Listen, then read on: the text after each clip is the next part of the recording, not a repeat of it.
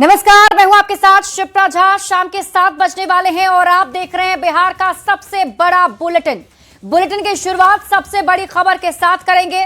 बिहार कांग्रेस का अंदरूनी कलह एक बार फिर से सामने आ गया है।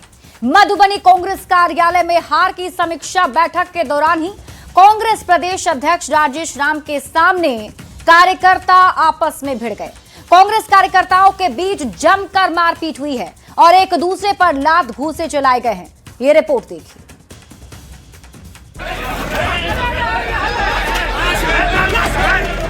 बिहार में कांग्रेस का क्या हाल हो गया है, इन तस्वीरों के जरिए आसानी से समझ सकते हैं। प्रदेश कांग्रेस अध्यक्ष के सामने ही कार्यकर्ता जूतम पैजार कर रहे हैं। मधुबनी कांग्रेस कार्यालय में कार्यकर्ता आपस में भिड़ गए, कुर्सियां फेंकी जा रही है, एक दूसरे पर लात और घूंसे चलाए जा रहे हैं। प्रदेश अध्यक्ष राजेश राम के सामने ही लाठी चल रही है। कांग्रेस का दफ्तर रण क्षेत्र में बदल गया है।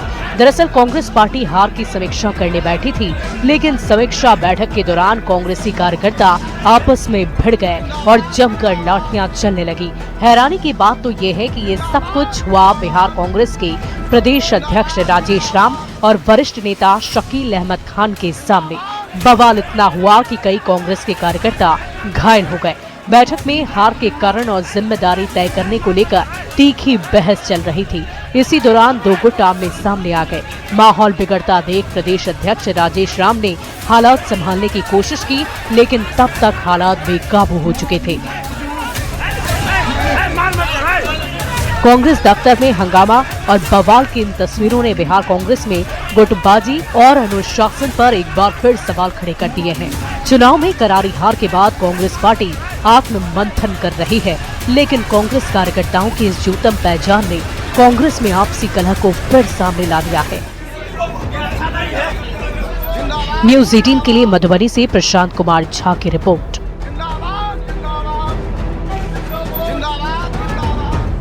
सोमवार की रात एक बार फिर जेएनयू में विवादित नारेबाजी हुई। प्रधानमंत्री नरेंद्र मोदी और गृह मंत्री अमित शाह के खिलाफ नारेबाजी की गई, जिसने देश की राजनीति को गरमा दिया है। मंगलवार सुबह पुलिस भी मामले की जांच करने के लिए जेएनयू कैंपस पहुंची।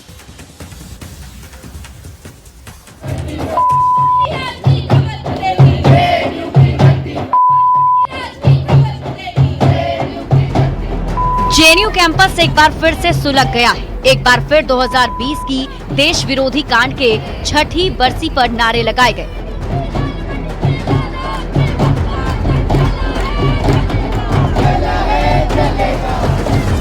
ये नारे सोमवार रात प्रधानमंत्री नरेंद्र मोदी और गृह मंत्री अमित शाह के खिलाफ लगे।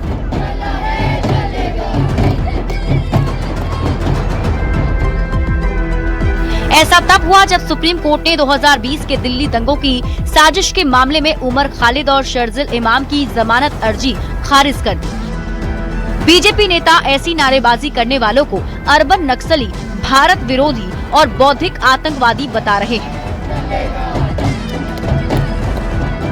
ऐसे नारे हमने कांग्रेस के कार्यक्रम में भी सुने हैं कि मोदी तेरी कब्र खुदेगी। केंद्रीय मंत्री गिरिराज सिंह ने कहा कि कुछ लोगों ने जेएनयू को टुकड़े टुकड़े गैंग का अड्डा बना दिया है। चाहे आरजेडी हो, चाहे टीएमसी हो, चाहे वाम दल हो, ये टुकड़े टुकड़े गैंग का एक कैंप ऑफिस बन गया, कार्यालय बन गया। जेडीयू के नेता केसी त्यागी ने भी ऐसी नारेबाजी पर सवाल उठाए हैं। ऐसा कहकर के हम न्यायपालिका को भी संदेह के घेरे में डाल दें। वहीं आरजेडी सांसद मनोज झा नारेबाजी पर बीजेपी के विरोध को चयनात्मक विरोध बता रहे हैं। सेलेक्टिव आउटरीच क्या है? मेरे बिहार की बच्चियों के लिए बोली लगाई जा रही थी, किसी को कोई आउटरीच नहीं हुआ। विवादित नारेबाजी पर जेएनयू के चीफ सिक्योरिटी ऑफिसर ने वसंत कुंज थाने के एसएचओ को एक चिट्ठी लिखकर आपत्तिजनक नारे लगवाने वाले छात्रों के खिलाफ एफआईआर दर्ज करने की मांग की। लेटर में उन्होंने लिखा कि ऐसे नारे लगाना लोकतांत्रिक विरोध के बिल्कुल खिलाफ है। ऐसी नारेबाजी जेएनयू के कोड ऑफ कंडक्ट का उल्लंघन है। ये नारे जानबूझकर लगाए गए थे और बार बार दोहराए जा रहे थे। ये गलत काम सोच समझ कर किया गया। शिकायत के बाद पुलिस भी जांच में जुट गई है। पुलिस की टीम जांच के लिए जेएनयू कैंपस पहुंची। हालांकि ये कोई पहला मौका नहीं है जब जेएनयू में कब्र खोदने जैसी विवादित नारेबाजी हुई हो। सवाल है कि जेएनयू में पढ़ने आए हो या कब्र खोदने। न्यूज़ 18 के लिए दिल्ली से अमितेश सिंह के साथ ब्यूरो रिपोर्ट। आगे बात अगली खबर की। विदेश दौरे के बाद तेजस्वी यादव दिल्ली लौट आए हैं। 9 या 10 जनवरी को तेजस्वी यादव दिल्ली से पटना भी पहुंचेंगे। आरजेडी के नेता तेजस्वी यादव के आने की खबर से उत्साहित हैं, तो एनडीए के नेता तंज कस रहे हैं।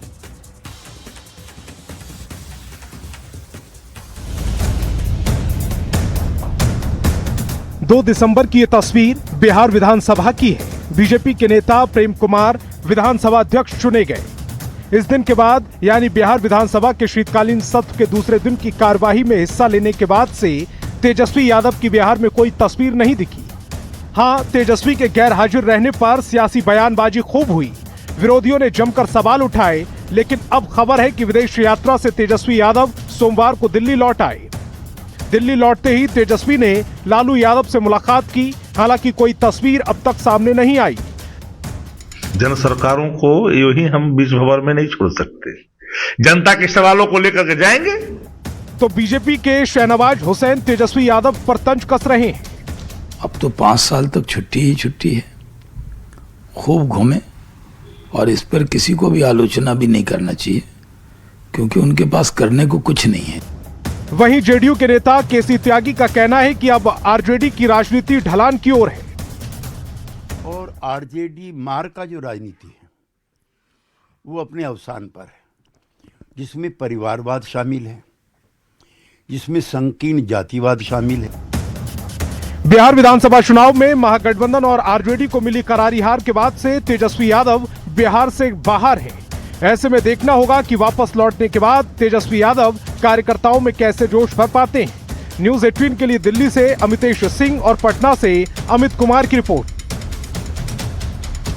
तेज प्रताप यादव नई पार्टी बनाने के बाद अब अपना जनाधार बढ़ाने और परिवार के साथ पैदा हुई खटास को पाटने की कोशिश कर रहे हैं। तेज प्रताप मकर संक्रांति पर भोज देने जा रहे हैं और इसके लिए उन्होंने न्योता भेजना भी शुरू कर दिया है। तेज प्रताप से नीतीश कुमार के साथ तेजस्वी यादव और लालू प्रसाद को भी न्योता भेज रहे हैं। तेज प्रताप के भोज के क्या मायने हैं, इस रिपोर्ट में देखिए।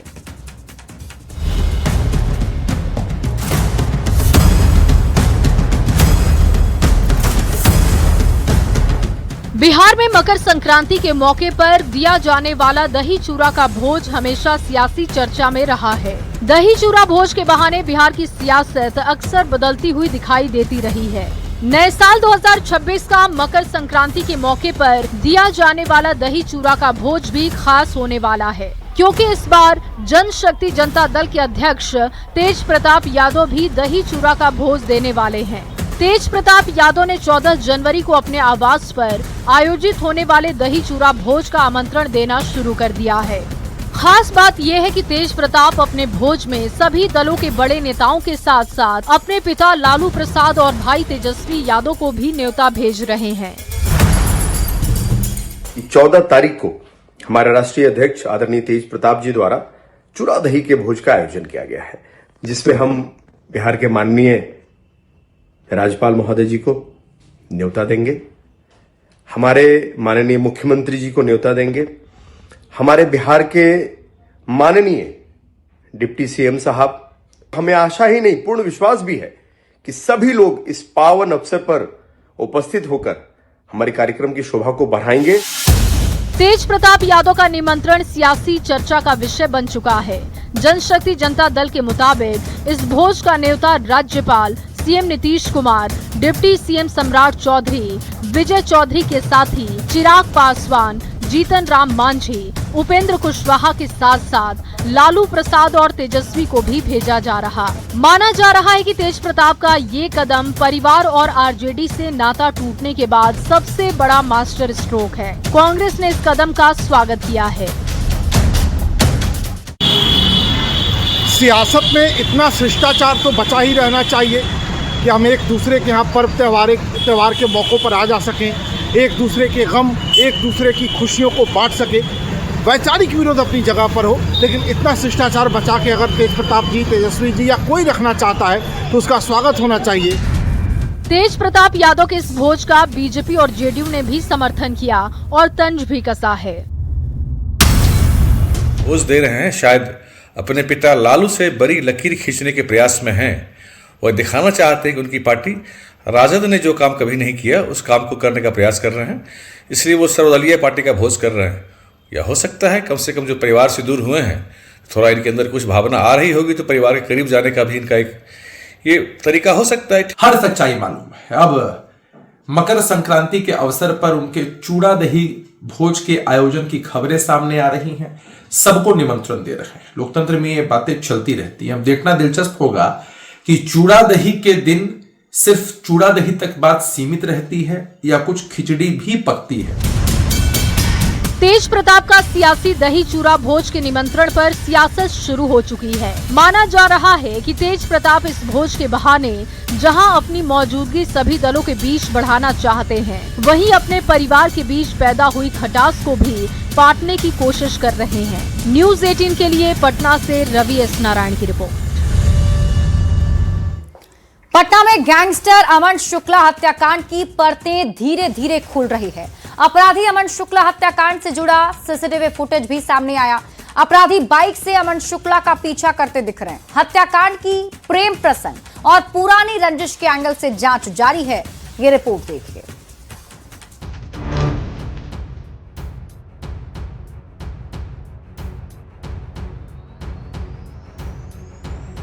सीसीटीवी फुटेज की ये तस्वीरें हैं गैंगस्टर अमन शर्मा की हत्या के ठीक पहले की।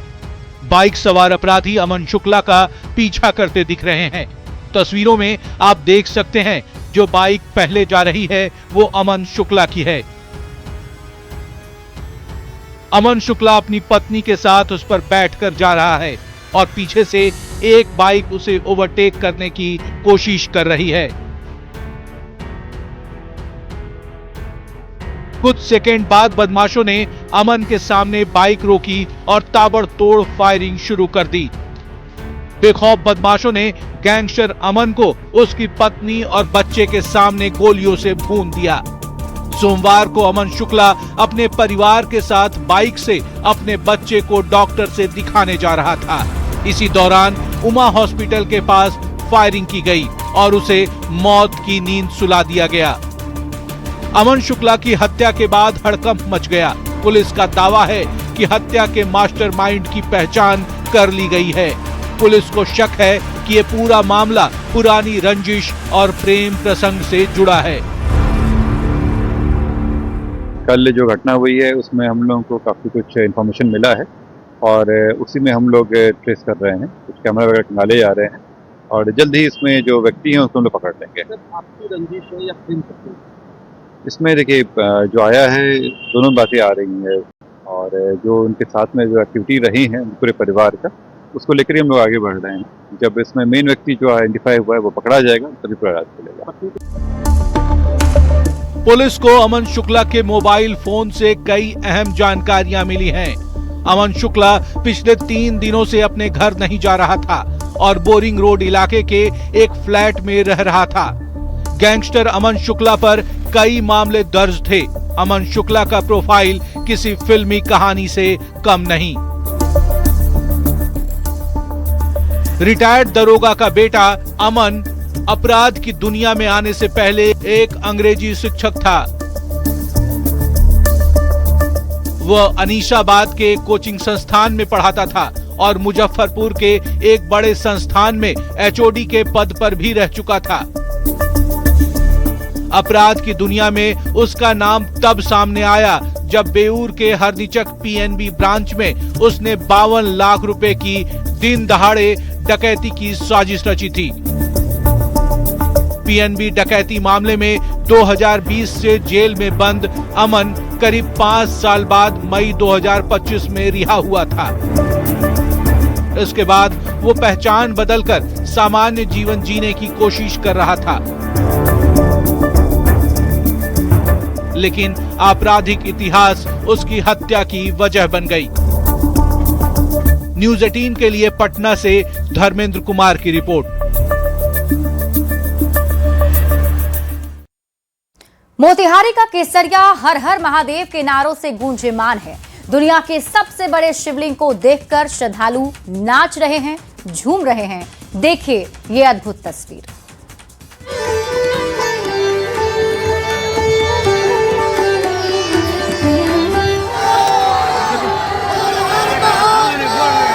हर हर महादेव के नारों से माहौल गुंजयमान है, भक्ति की अविरल धारा बह रही है।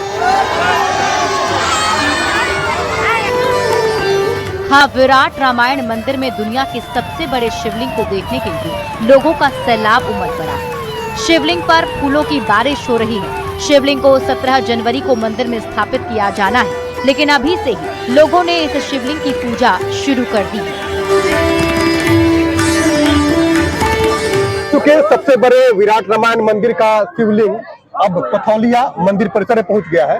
देखिए जो तस्वीर आपको दिखा रहे हैं, 270 फीट ऊंचा यह मंदिर होगा और शिवलिंग की बात करें तो 33 फीट ऊंचा और 33 फीट चौड़ाई का ये शिवलिंग है। इंतजार काफी दिनों से हो रहा है। काफी दिनों से 45 से 50 दिन से हम लोग इंतजार कर रहे थे। काफी दिल गदगद है। हम लोग को एक संकट आ गया था, डुमरिया घाट पार कैसे करेगा। 3 दिन से गोपालगंज में था, लेकिन सब महादेव का लीला है, अपरंपार है। बहुत उत्साह है लोगों में, पूरा हर्षोल्लास के साथ हम लोग जो है आए हुए हैं यहाँ, और पूरी जनता अभी भीड़ देख रहे हैं, एकदम इतना भक्तिमय हो गया है लोग, और लाखों की संख्या में लोग आके हम लोग जो है बाबा का स्वागत।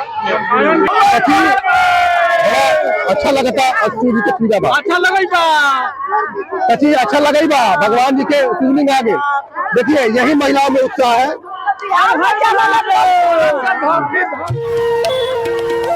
दुनिया के सबसे बड़े शिवलिंग का दर्शन कर श्रद्धालु झूम रहे हैं, नाच रहे हैं। पुष्प, धूप और मालाओं से भगवान भोले की आराधना की जा रही है। हर कोई महादेव की लीला को अपरंपार बता रहा है।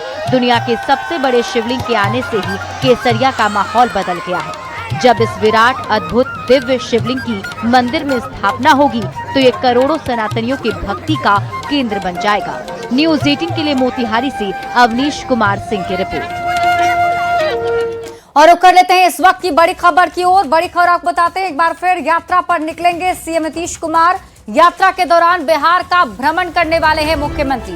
प्रगति यात्रा के दौरान फैसले जो लिए गए थे और योजना जो चलाई जा रही है उसका निरीक्षण भी मुख्यमंत्री करेंगे। जल्द ही सचिवालय की ओर से यात्रा की तारीख की घोषणा कर दी जाएगी। यात्रा के लिए सरकार की बड़ी तैयारी चल रही है। ठंड के कम होते ही यात्रा शुरू कर सकते हैं मुख्यमंत्री नीतीश कुमार। नीतीश कुमार एक बार फिर यात्रा पर निकलने वाले हैं।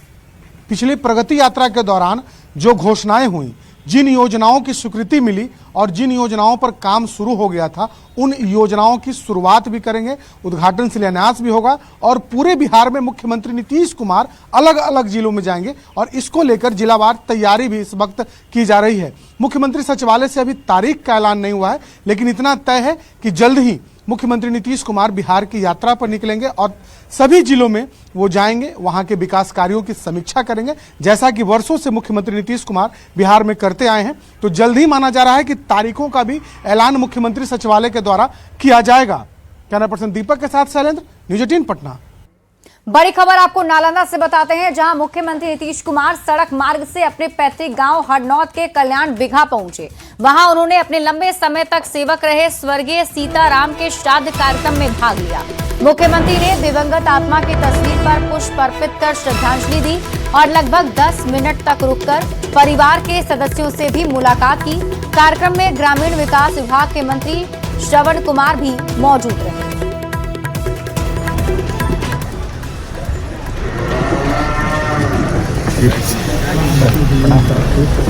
बड़ी खबर आपको बेगूसराय से बताते हैं, जहां बेगूसराय निवासियों की गाड़ी अनियंत्रित होकर गहरी खाई में गिर गई और इस हादसे में कुल 6 लोगों की मौत हो गई है, जिनमें से 3 बेगूसराय निवासी थे। नेपाल प्रशासन ने शवों का पोस्टमार्टम कर परिजनों को सौंप दिया है। घटना से परिवार में मातम पसरा हुआ है।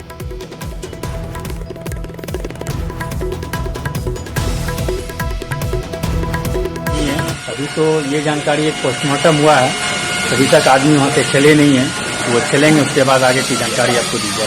वहाँ दुर्घटना में हमारे एक चचेरे भाई थे अरविंद कुमार गुप्ता जी, दूसरे गोल्डन जी जो कि रजनीश कुमार के नाम से जाने जाते हैं गोल्डन जी, और एक बिट्टू सिंह जो है वो शादीपुर के। वो तीनों आदमी गए थे काठमांडू नेपाल और उसी के लौटने के क्रम में बस दुर्घटना में हुई। वैशाली से बड़ी खबर मिल रही है। ईंट भट्टा शुरू होने के पहले दिन ही हादसा हो गया। भीषण विस्फोट के साथ चिमनी धराशायी हो गया है।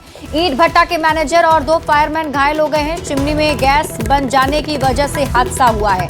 जानकारी के मुताबिक बिद्दुपुर थाना क्षेत्र के रहीमापुर की ये घटना बताई जा रही है। तस्वीरें भी आपके टीवी स्क्रीन पर आपको दिखा रहे हैं। देखिए, आज ही इस ईंट भट्टे की शुरुआत की गई थी और पहला दिन था।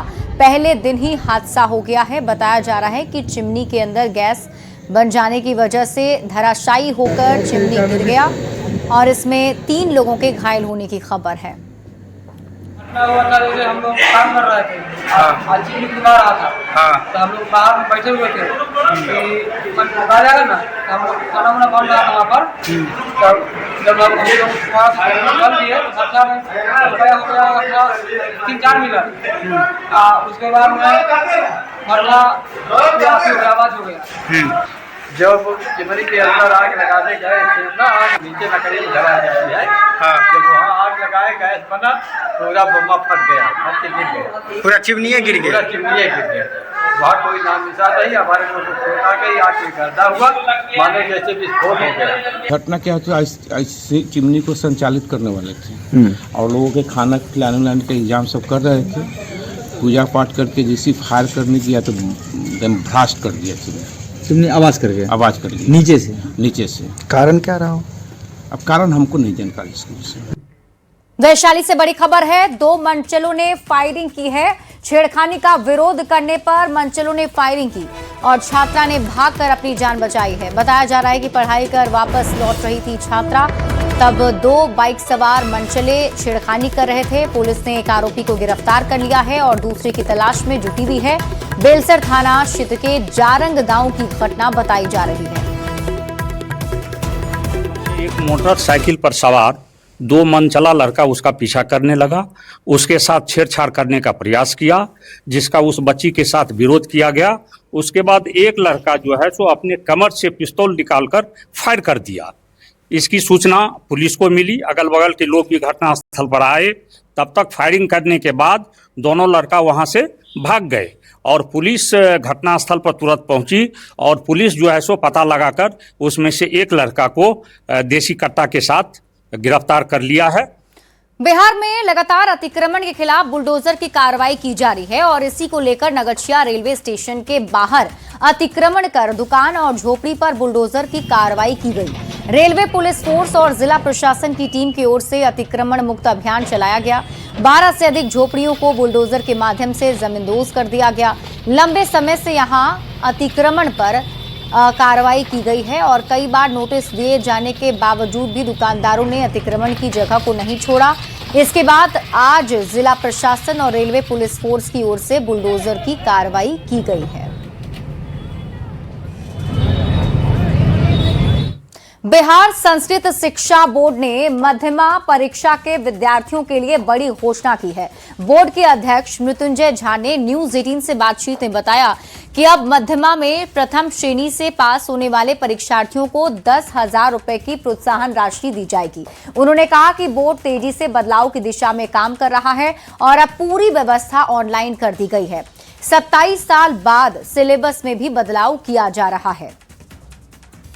पहली बार वेबसाइट बनकर तैयार हो गया है। इसके साथ ही ऑनलाइन एडमिशन, ऑनलाइन एजुकेशन और ऑनलाइन एग्जामिनेशन की व्यवस्था लागू कर दी गई है। सीधी बातचीत करेंगे, हमारे साथ बोर्ड के अध्यक्ष मृत्युंजय झा हैं। सर, क्या लग रहा है, जिस प्रकार से आपने पदभार ग्रहण किया था और आपने शुरुआत में ही ये जानकारी दी थी कि पूरी व्यवस्था को हम बदल रहे हैं, ट्रांसपेरेंसी के साथ साथ टेक्निक से जोड़ेंगे, तो कितना बदलाव हुआ है? खासकर ऑनलाइन जो सिस्टम है उसमें कहां तक प्रगति हुई है? रजनीश जी, आपके और आपके चैनल को मैं बहुत ही आभार ज्ञापित करता हूं एज ए चेयरमैन। जिन बातों को आपने रखने का प्रयास किया था और उन विषयों पर चलने का जो मुझे भी एक रास्ता बताया था और जो प्रयास हमने किया है बिहार में, निश्चित रूप से एक अमूलचूल परिवर्तन संस्कृत और संस्कृत अनुरागियों के बीच में यह संस्कृत शिक्षा बोर्ड आकर खड़ा है। बिहार के 38 जिलों में से 34 जिलों की यात्रा करके जमीनी धरातल पर सच्चाई से अवगत हुआ और एक एक चीजों को कैसे हम बेहतर कर सकते हैं वर्तमान चुनौतियों को देखते हुए, और बिहार सरकार के प्रयास से हमने मिलकर एक रविंद्र भवन में जो बड़ा कार्यक्रम किया था जिस कार्यक्रम के अंतर्गत हमने 27 साल पुराना सिलेबस को नवीनीकरण करके प्रस्तुत किया था और सरकार के पास वो भेजा जा चुका है। मुझे लगता है सीआरटी के पास गया है, बहुत जल्दी नया सिलेबस नए सत्र में प्रारंभ हो किया है कि जितने विद्यालय में जो बच्चे हैं हमारे फर्स्ट डिवीजन से पास होते हैं, तो सरकार ने उनको भी जो है 10-10 हजार रुपया देने के लिए स्वीकृत किया है। उनकी सारी सूची हमने सरकार को विभाग को भेज दिया है। कर रहे हैं 10-10 हजार रुपया प्रत्येक बच्चों को मिलने वाला है। मध्यमा में जो प्रथम अंक से पास किए हैं फर्स्ट डिवीजन से, उसमें जो श्रेणी भी है अनुसूचित जाति जनजाति को भी सेकेंड डिवीजन को भी मिलता है और बाकी को फर्स्ट डिवीजन को मिलता है। उन सबको देने की बात है और हम पूरी सूची हमने शिक्षा विभाग को भेज दिया है। बहुत जल्दी उनके खातों में भी पैसा जाएगा। ये बड़ा कदम होगा। पहले महीने से ही इन्होंने बदलाव की शुरुआत कर दी है। एनईपी की बात हो या ऑनलाइन एजुकेशन की बात हो, आने वाला साल बिहार के स्कूलों के लिए, छात्रों के लिए निश्चित रूप से मील का पत्थर साबित होगा। कैमरामैन संत के साथ रजनीश कुमार, न्यूज 18 पटना। खबर पटना से है, जहां नगर निगम ने शहर को साफ और स्वच्छ रखने के लिए एक नया कदम उठाया है। अब सार्वजनिक स्थलों पर पान गुटखा खाने के बाद थूकते हुए पकड़े जाने पर 500 रुपए का जुर्माना लगाया जाएगा। ऐसे लोगों को नगर निगम नगर शत्रु का दर्जा देगा और शहर के कई इलेक्ट्रॉनिक कोडिंग वाले बोर्ड पर उनका चेहरा भी प्रदर्शित किया जाएगा। नगर निगम के इस फैसले का पटना वासियों ने स्वागत किया है। देखिए न्यूज 18 संवाददाता रवीश नारायण की रिपोर्ट।